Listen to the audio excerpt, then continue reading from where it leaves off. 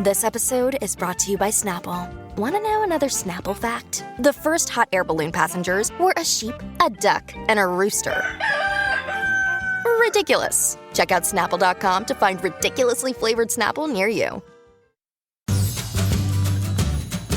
Welcome to Midwife Pip Podcast Bitesize, your weekly dose of all things pregnancy, birth, postpartum, and women's health, to help support you towards a better journey. These episodes are snapshots from previous episodes on the podcast to make sure you have all those golden nuggets of information that you need. And remember, if you're feeling like you would benefit from working with me and having more one-to-one support on your journey, drop me a message at midwife_pip on Instagram so we can chat about how I support women at this time in their lives and may be able to help you too. There is arguably no time in our lives that we focus more on our health and wellness than when considering a pregnancy or trying to conceive. But honestly, boosting your female fertility can feel like a minefield. Like most things women's health related, there are a lot of myths and misconceptions to navigate before finding the real evidence-based facts. Thankfully, on today's episode, we are joined by a real expert, Stephanie Valakis, founder of The Dietologist. Stephanie is dedicated to providing excellence in reproductive, fertility, and pregnancy health, and is going to help us understand what we can actually do to boost our fertility health, why it's something we should be considering, and what myths we should leave well behind. Stephanie is an expert fertility dietitian and nutritionist, and as I say, founder of The Dietologist. Stephanie and her virtual practice are dedicated to excellence for nutrition, reproductive health concerns, fertility, and pregnancy. And her passion for nutrition in this space has truly grown from her experience helping her clients online from around the world, and also through her own experiences of navigating the diagnosis of endometriosis. You can learn how you can work with Stephanie and the Dietologist team and find out more about all of her fantastic programs and resources by checking out the links in this episode description. We all know or have heard of the challenges faced with childbirth, either through a friend or family member, or even on the internet. The physical and mental challenges of birth could be, in someone's eyes, the hardest challenge of their life. I want you to pause and think about that for a moment. The hardest challenge of their life. If Usain Bolt, for those that you don't know, the fastest sprinter on the planet, he trains for 4 years, along with many others, to run 9.58 seconds. But think about that. What are pregnant women doing to prepare themselves for the most magical and empowering 10-month journey they will ever go on? From my evidence and research, not very much. Now, this could be due to a number of factors, but more evidently, a lack of knowledge from practitioners to give the right advice is at fault here. The very reason why, Pip, you set up your pregnancy journey to help support those women lacking that access to knowledge. Arguably, pregnant women need to become a 24/7 athlete. So again, I'm using the word athlete. This term I give to someone who needs a certain level of physical qualities to meet the demands of life, but has a full-time job, people to look after, have to cook for themselves, and many, many more other commitments, yet still need to perform at their best, whether that's to conceive, look after their child in the womb, or prepare for that big day. Think about your marathon training, Pip. You'd never have sat on the sofa for 10 months to prepare, and yet so many people, some professionals included, still view pregnancy in this way. And as most of these listeners will know or are listening and probably answered yes to a number of those questions. So yes, you are a 24/7 athlete. Either way, both scenarios have a process to follow. A 10-month-ish journey, adapting and developing physical and psychological attributes to support a positive experience and outcome is a bare minimum a woman may get. Those of you who have already been working on this prior to conceiving, fantastic work. You're already at one step ahead.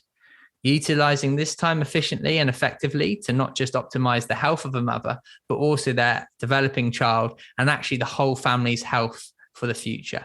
And this is an incredible potential that I love. This episode is sponsored by Reading Eggs, a program backed by solid scientific research and designed by experienced educators. Reading Eggs makes learning to read interesting and engaging for kids, with great online reading games and activities. It is proven to boost reading levels in just 15 minutes a day. Nurturing our little ones' learning and development is something I am really passionate about. So I'm excited to share that Reading Eggs offers you a 30-day risk-free trial where you can access 6 award-winning programs. All use a British accent and pronunciations in all of their lessons and activities, so you can be sure that your child is learning letters and words correctly from the very beginning. Your child will also receive over 4,000 ebooks in the Reading Eggs library, as well as over 500 printable worksheets to practice their reading and math skills at home. Check out readingeggs.co.uk now. I love that, James. I love how you recognise the demands that are put on a pregnant woman. Like, her body is literally reconfiguring itself. All her organs are shifting, her pelvis is increasing in mobility. Their whole system is completely transformed during pregnancy. And I think that really does become overlooked when we see sort of loads of pregnant women wandering down the streets or on media, and it's really normalized, which is fantastic, of course. But actually, we need to sort of take a step back and realize what's happening and what's changing in that woman's physiology, and how powerful, therefore, the correct exercises can be in supporting that woman. And like you say, I totally echo birth being the biggest challenge. As a marathon runner, James, as you mentioned, but actually birth was the biggest marathon of my life. And I'm really pleased I went into it with that mindset that you'd help me to kind of prepare during pregnancy through physical activity, because pregnancy and birth aren't just physical, they are massive psychological events as well. And exercise, I think, is really, really important in supporting both those elements in a woman's wellness. So given how incredible it is, and I'm sure most women listening are now sold that exercise is obviously reaps loads and loads of benefits, but why do you think, despite that, so many women are still scared to exercise in pregnancy? Because even our leading bodies now are actively promoting a minimum of 150 minutes of moderate intensity exercise a week in pregnancy, and promoting strength training as part of it. And that's always been a little bit of a taboo subject with women anyway, let alone in pregnancy. But why is there still so much fear out there? Yeah, great question. I think over the past few years, word is getting out there, but there is still a long way to go for sure. Professionals are often unsure about the correct advice to give. Pressure from family or friends with outdated views and a general confusion on the internet and the media often makes women feel that avoiding is safer than doing, and especially something that might potentially cause damage, which it doesn't. So I think that advice is all well and good, but has created a lot of problems and actually isn't factually true. And this, of course, is totally understandable, given how precious a pregnancy is, but it is also disempowering to women. So hopefully some of these myths we can dispel, such as running causing miscarriage, needs busting. I think that's one of the biggest ones. And as a midwife, Pip, that there are really a very few conditions or circumstances in pregnancy whereby women will be advised to avoid exercise. Absolutely. And that is one of the biggest annoyances when it comes to myths for me, James. So I'm pleased that you kicked off busting that one. But we know that exercise doesn't cause miscarriage. And that's one thing I know women will quite often say, I haven't done any exercise in my first trimester because I'm so scared of it causing a miscarriage. But we know that that's not true. And it's important we get that message out there. So yeah, pleased that you busted that one. That's awesome.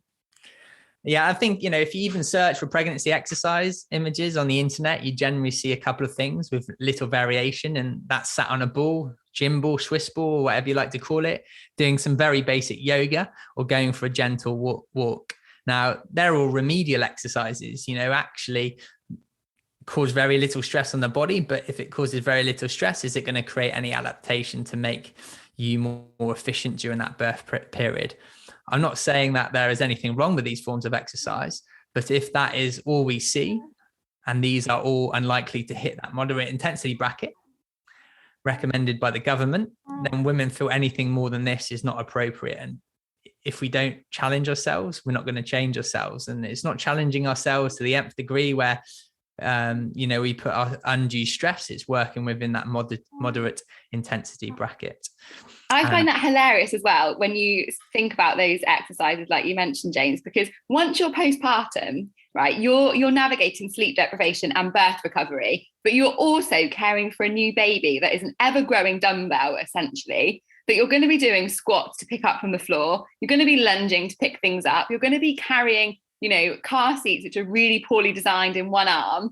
So you're doing all these exercises that with a growing weight post-birth that you've just been told to avoid for 10 months. I mean, that has to be the most unhelpful advice ever.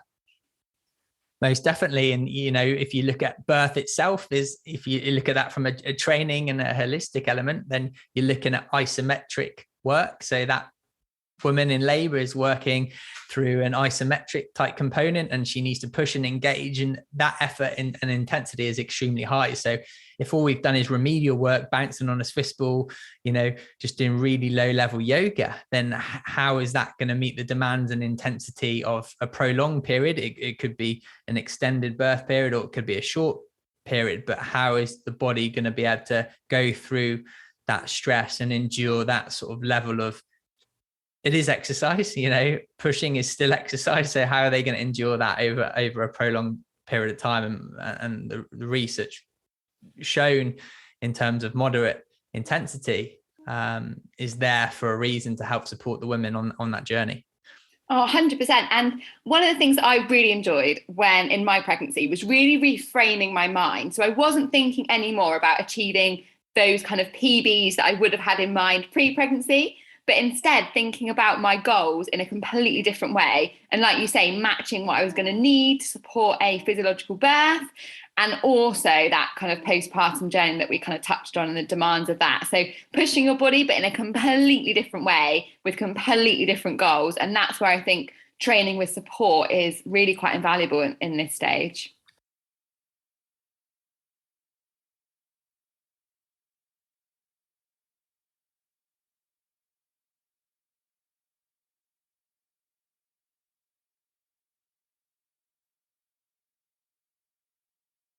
I hope you found that bite-sized episode really insightful. To listen to it in full, go to the description and visit that episode on whatever platform you're listening on. One last thing before you go. As a listener, really help make this podcast successful. I would appreciate if you could subscribe and leave a quick review. Something so little means so much to me and will help so many women's lives.